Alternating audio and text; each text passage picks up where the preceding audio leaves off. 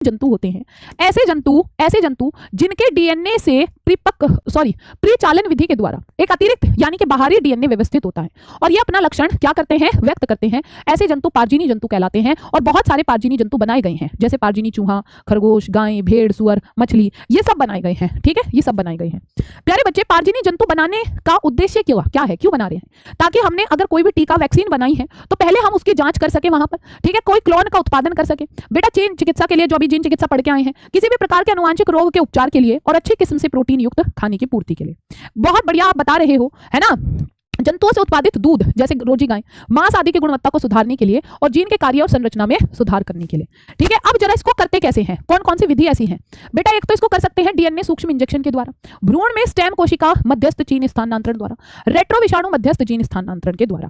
बेटा, इसके कुछ एग्जाम्पल हैं। एग्जाम्पल क्या है भाई? मेरे पहला एग्जाम्पल जैसे साल्मोनेला मछली, ठीक है, तो इसको खाने के लिए उपयोग किया जाता है। दूसरा एग्जाम्पल है बेटा इसमें बहुत बढ़िया रोजी गाय वाला, जो मानव दुग्ध होता है ना, जो मानव दुग्ध होता है, इसमें क्या मिलता है? अल्फा लेक्ट एल्ब्यूमिन नाम, अल्फा लेक्ट एल्ब्यूमिन मिलता है, एल्ब्यूमिन मिलता है। ठीक है, और ये बहुत ज्यादा पोषणीय है। ठीक है, एल्ब्यूमिन मिलता है। ठीक, ये बच्चे के लिए बहुत ज्यादा क्या था? पोषणीय पदार्थ था। ठीक है, हाँ जी, ये लेक्ट एल्ब्यूमिन नाम का एक प्रोटीन मिलता है यहाँ पर। ठीक है, और ये बच्चे के लिए बहुत ज्यादा पोषणीय होता है। अब साइंटिस्ट ने क्या किया भाई, एक गाय ली और इस गाय के अंदर भाई ये जीन डाल दिया। इस गाय के अंदर एक जीन डाला जो क्या कर सके, जो इस गाय के दूध के अंदर भी क्या प्रेजेंट हो, इस गाय के अंदर भी बेटा अब बनने लगे क्या? Alpha lactalbumin, alpha lactalbumin. ठीक है, अल्फा लेक्ट एल्ब्यूमिन। प्यारे बच्चे, अब गाय का दूध भी क्या हो गया? बहुत ही पोषणीय हो गया। ठीक है, ये भी क्या हुआ? बहुत ज्यादा पोषणीय हो गया। और इस गाय का नाम क्या रखा? गाय का नाम रखा बेटा रोजी।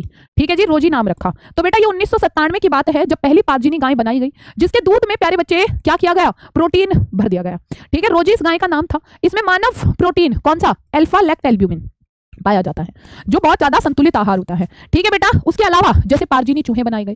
ठीक है, पारजीनी चूहे जो भी जितने भी एक्सपेरिमेंट्स होते हैं वो सब यहाँ पर चूहों पर ही किए जाते हैं, यहाँ पर इसी पर ही किए जाते हैं। ठीक है, जल्दी जल्दी जल्दी जल्दी से मुझे बता दो, क्या इतनी बातें क्लियर हैं सभी प्यारे बच्चों को या फिर नहीं? भाई, हमें किसी भी रोग का मान लो अध्ययन करना हो, ठीक है, तो भी हम पारजीनी जंतुओं का यूज करते हैं। ठीक है, ताकि नए रोगों के उपचार में इसका अध्ययन हो सके, कैंसर जैसे पुटिया रेशमिता, रेमेटॉइड अर्थराइटिस, इन सब के लिए। ठीक है, इन सब के लिए। चलो अब कुछ क्वेश्चंस देखते हैं, क्या हम ये क्वेश्चंस कर पाएंगे या फिर नहीं कर पाएंगे? ठीक है, क्या हम क्वेश्चंस कर पाएंगे या नहीं कर पाएंगे? बेटा क्वेश्चन है आपका, लो जी, पारजीनी जीवाणु ही सबसे पहला क्वेश्चन है तुम्हारा, आंसर करते जाओ। ठीक है, आंसर करते जाओ। ठीक है, जल्दी जल्दी जल्दी जल्दी। बेटा ये क्या होते हैं? ऐसे जीवाणु जिसके डीएनए में हम क्या करते हैं, बाहर से किसी जीन को जोड़ा जाता है और वो खुद को क्या करता है? अभिव्यक्त करता है। बेटा नेक्स्ट क्वेश्चन, बायोपेटेंट क्या है? बायोपेटेंट मोस्ट है ना, ये 2 पॉइंट मैंने छोड़ दिए थे अभी, बायोपेटेंट और बायोपायरेसी चैप्टर के, यहां से भी बहुत क्वेश्चन आता है ना, यहां से भी बेटा बहुत क्वेश्चन आता है, लिख लो मोस्ट इंपॉर्टेंट बच्चा बायोपेटेंट। एंड आई होप बायोटेक्नोलॉजी में तुम्हें इसके बाद दिक्कत नहीं होगी। ठीक है, इसके बाद दिक्कत नहीं होगी। बेटा पेटेंट क्या होता है? पेटेंट होता है, मान लो मैंने ये रिमोट बनाया, अगर मैंने ये रिमोट बनाया तो मैं क्या हुई? रिमोट की मालकिन, है ना, यही हुआ ना भाई। अगर मैंने ये रिमोट बनाया तो मैं कौन हूं? रिमोट की मालकिन हूं, है ना। तो मतलब भाई मुझे लगेगा भाई मैंने इसकी पूरी रिसर्च की है, मैं साइंटिस्ट हूं, इस पे मेरा हक होना चाहिए, हर तरह से इस पर मेरा अधिकार होना चाहिए। एक बार बायो वाला हट भेज दो अगर तुमको बायोटेक्नोलॉजी पूरी क्लियर हो गई, क्योंकि चैप्टर अब खत्म होने वाला है, अब हम क्वेश्चंस देखेंगे, है ना। बायो पेटेंट एक ऐसी प्रक्रिया है जिसमें किसी भी देश की सरकार, तो भैया मैं क्या चाहूंगी, रिमोट मैंने बनाया है तो सरकार मुझे इसका अधिकार दे कि भैया मैं इसको जैसे चाहूं वैसे यूज कर सकूं। तो ये सरकार द्वारा दिया गया अधिकार होता है किसको? खोजकर्ता को। ठीक है, उन व्यक्ति की, भाई किस लिए? ताकि कोई और उसकी खोज का दुरुपयोग ना कर सके। ठीक है, बायो पेटेंट किसी उत्पाद को बनाने की विधि के लिए या किसी आविष्कार आदि के लिए होता है। नेक्स्ट बायोपायरेसी, दोबारा लिखो मोस्ट इंपॉर्टेंट, दोबारा लिखो बेटा मोस्ट इंपॉर्टेंट। भाई बायोपायरेसी भी बहुत इंपॉर्टेंट है, देखो कितनी बार आया है। पायरेसी मतलब चोरी करना, है ना। अब कोई आया और मेरी खोज को चुरा के ले जाए, ये हो गया पायरेसी, है ना, ये हो गया बेटा पायरेसी। तो जब किसी भी देश के जैविक संसाधन जैसे पेड़ पौधे, जंगली वनस्पति या किसी दूसरे के व्यक्ति या संस्था द्वारा उस देश की अनुमति के बिना कोई ऐसे ही यूज कर ले हमारी चीजों को, तो ये क्या है? ये है बायोपायरेसी।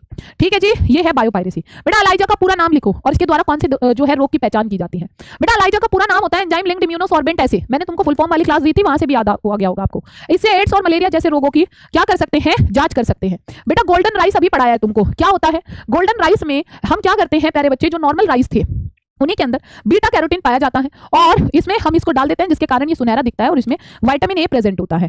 ठीक है बेटा, जीन चिकित्सा से क्या अभिप्राय है? भाई जीन चिकित्सा, जीन थेरेपी, इतनी लंबी कहानी सुनाई उस लड़की की तुमको अभी 2 मिनट पहले, है ना, सुनाई है ना कि 1990 में पहली बार इस लड़की पर प्रयोग किया गया, एडीए की कमी थी उसके अंदर, और ये भी बहुत रिपीटेड क्वेश्चन है। देखो 2022 में भी क्वेश्चन था इस पर, 20 में भी था, और अब हो सकता है अभी भी क्वेश्चन आ जाए। ठीक है जी, हो सकता है अभी भी इस पर क्वेश्चन आ जाए। ठीक, इवन इसमें बीटी कॉटन पर और इन सब पर पता नहीं कितनी बार क्वेश्चन आया है ना। दीदी 10 बजे वाली क्लास मत लो, क्यों ना लूं, क्यों माइक्रो ऑर्गेनिजम्स के नाम याद नहीं रखने? भाई 10 बजे वाली क्लास जो है तुम्हारी, 10 बजे वाली क्लास जो है, ऐसा नहीं है कि बहुत लंबी क्लास है दीदी हम तो पढ़ ना पाएंगे ना, ऐसा नहीं है। 10 वाली क्लास जो है तुम्हारी हार्डली 30 से 40 मिनट रहेगी, जिसमें मैं तुमको सारी ट्रिक बता दूंगी। ठीक है, सारी ट्रिक्स बता दूंगी। ठीक बेटा, तो इस वाली क्लास को जरूर लेना है, फिर बीच में थोड़ा गैप रहेगा, फिर मैराथन होगी। ठीक है, फिर मैराथन होगी। और अभी फिर से जो मैंने बायोटेक्नोलॉजी पढ़ाई है, बायोटेक्नोलॉजी ऐसी यूनिट है, अगर तुम इसको नहीं पढ़ोगे तो ये तुम्हें याद नहीं रहेगी, तुम भूल जाओगे। तो इसलिए क्या करना है ना, इसलिए क्या करना है बेटा, जल्दी जल्दी बायोटेक्नोलॉजी को अभी जाते ही पढ़ना है ना। बायोटेक्नोलॉजी को एक बार रिवाइज कर लो, बीच में जो गैप है, फिर थोड़ा नाना दो ना, फिर क्लास में आ जाना। ठीक है बेटा, और मैराथन को जरूर शेयर करके आना। मैराथन में एटलीस्ट 10 के बच्चे चाहिए। देखो तुम्हारे ऊपर डिपेंड करता है तुम कितना शेयर करके आते हो, जो तुम सुनते नहीं हो दीदी की बात। ठीक है, कितने बच्चे मैराथन में, कितने बच्चे आएंगे? 3 बजे मैराथन है, एटलीस्ट 10 के बच्चों को शेयर करके आओगे। 10 के बच्चे चाहिए उसमें मुझे। ठीक है जी, चलिए बेटा, अब जो है हम अपनी क्लास को यहीं तक रखते हैं, क्योंकि हमने बायोटेक्नोलॉजी के सारे इंपॉर्टेंट पॉइंट्स को डिस्कस कर लिया है। ठीक है, और अब वापस मिलेंगे कब? 10 बजे। तब तक के लिए बाय बाय बाय बाय सारे प्यारे बच्चों को। पर लेकिन मुझे कमेंट सेक्शन में कमेंट करके बताना क्या आपकी बायोटेक्नोलॉजी अब क्लियर हुई या नहीं हुई, क्या आपका डर खत्म हुआ या नहीं हुआ। ठीक है, तो वापस मिलेंगे कब? 10 बजे। तब तक के लिए बाय बाय सभी प्यारे बच्चों को। क्लास